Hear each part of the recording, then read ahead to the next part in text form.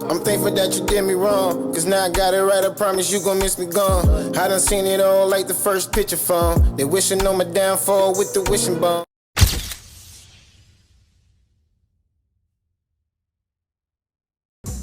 Now unless you was on Cloud 10, I know rock, how you on the motherfucking word? What's good, y'all? It's yours truly. Once again, HeartBreak Ace. If you're familiar with my content or not, hit that like, comment, subscribe so the algorithm gets breaking content every time I upload.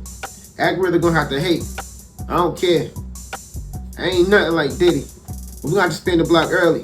Cause this time, I got a special delivery. Alright, Bad Boy Entertainment. I named it Bad Boy because I wanted to go against the grain. Anytime you go against the grain, they consider you like kind of bad. Nothing negative, nothing like hardcore. Just, I didn't want to be regular. Yeah, I get it. Nobody don't want to be regular degular. I mean, who want to just be content working to pay bills all the time? You want to be something in life, man. But you were just an intern and Bad Boy. You ain't had no money for startup. So how you get your money? It's allegations out there. And you know, here's the main one. I have it, allegedly, Diddy got on his knees for Clive Davis in 1994, and that's how Bad Boy Records came. You been working on? I ain't working on no plan, Ray. I know you. And I know when you got something brewing. I know it. What I got brewing? I got brewing, Ray? You tell me. You done lost your damn mind, Ray. So who is Clive Davis, you ask? The 5 Grammy winner, born in the 1930s. The one that they said started up Diddy's Bad Boy Entertainment label. Which is to be true. They had a good relationship with each other. They also had a intimate relationship. You don't think it's possible? I mean, we see the allegation that's going on with Diddy now with other men and his ex and things he doing with them. He was groomed by Clive Davis. He said it himself out his own mouth. So let me show you what Clive Davis said he's into.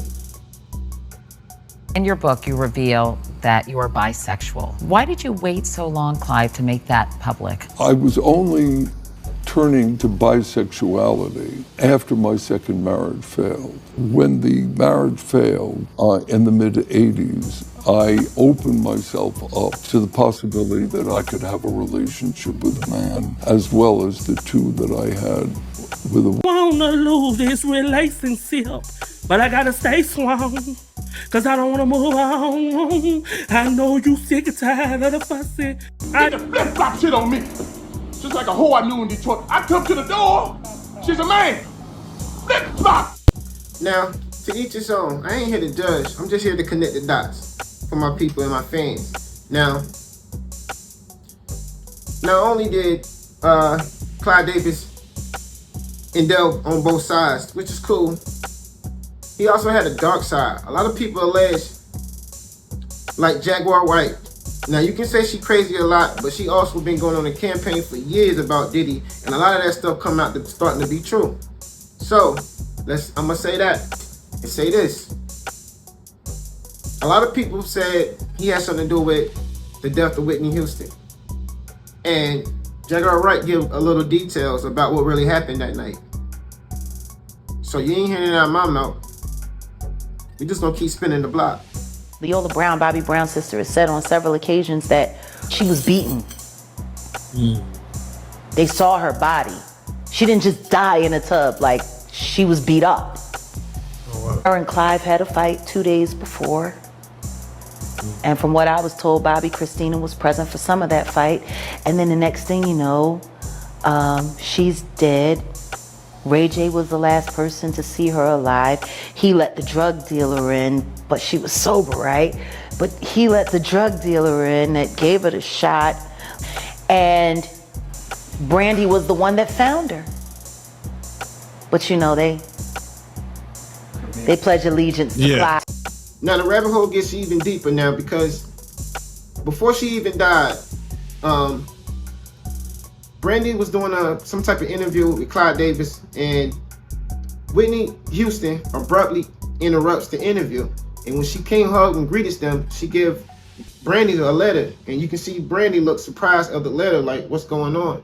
And a lot of people speculate that the letter like a warning of your life is in danger or my life is in danger, please help me. So before I even continue on, let's spin the block again.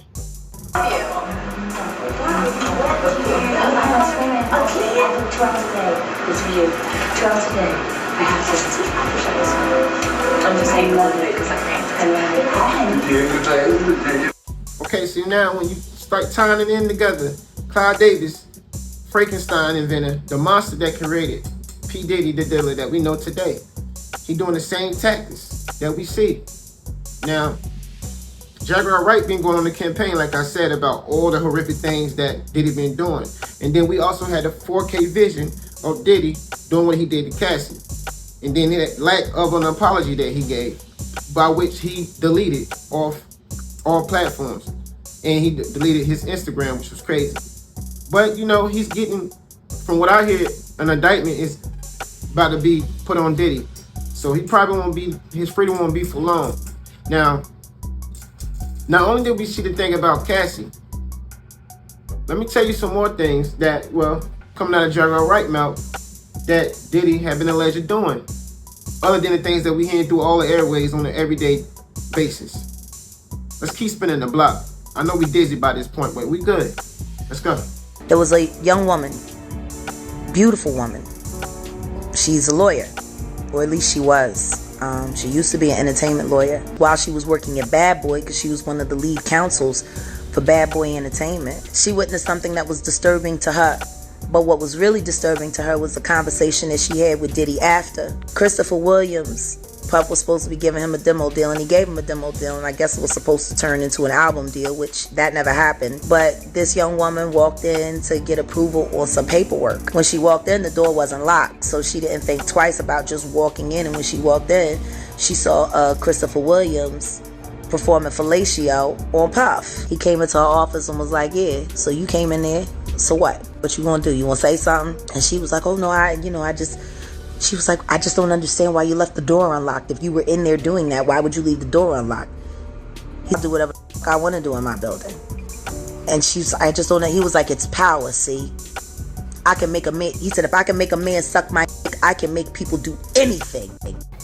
Just what the fuck you looking at, Ray? You know, I noticed that, you and, Miss Wilkins been mighty friendly lately. What, y'all gonna be a new couple or something? Kiss my ass, Ray.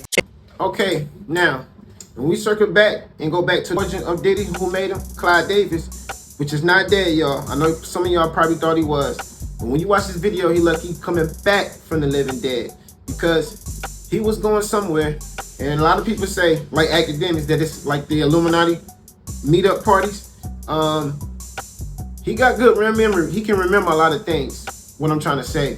But when they asked him about Diddy, or Puff Daddy, because he don't know who Diddy is. When they asked him about Puff Daddy, this is his response. Man, I know who he is. Did he ask about Diddy? Did he get asked about Diddy recently? A lot of people are curious about the status of P. Diddy. Status of what? P. Diddy. Diddy. Like Puppy. The status of Puppy. What do you make of that situation?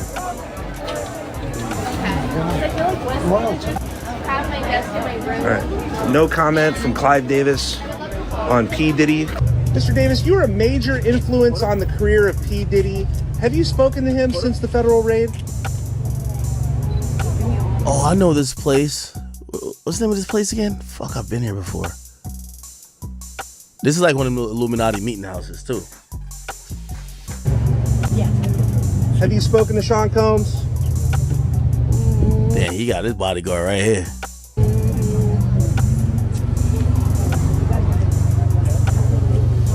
Any comment, Mr. Davis? Any comments about Diddy? He credits you as one of his mentors.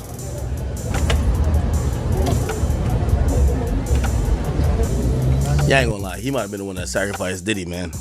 Apparently, I think Diddy used to say that he got the whole game from Clive Davis. Diddy, Clive Davis.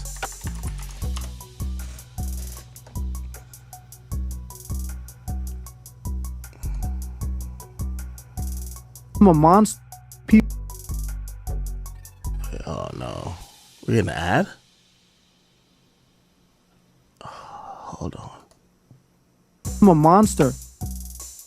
Anyone in the industry really pointing fingers at Diddy until now. Cassie came out and accused Diddy of not only R-wording her and putting his hands on her, but also she claims he turned her into his own personal love slave. Cassie claimed that Diddy would routinely have her participate to settle the lawsuit out of court for an undisclosed amount. It is rumored that this maybe even pneumonia since it worked for the last problem. Diddy is truly a monster and represents everything that's wrong with the music industry. What most people don't know is that Diddy actually had a mentor that molded him into the monster he is today. Most of you should have heard about the powerful music executive Clive Davis and his Alright, y'all, we back for good. No more block spinning. I already know y'all wheezy about to vomit. I got y'all, man. I always said, not giving him no excuse, but you gotta know the origin of Diddy, Puff Daddy, whatever you want to call him, Brother Love. He probably doing too much love right now, but the origin of that had to come from something. And obviously his brain is fucked up, traumatized from something he was taught, something he saw all his life. And then when he got the power, just overtook him. Clive Davis gave him a startup. Clive Davis been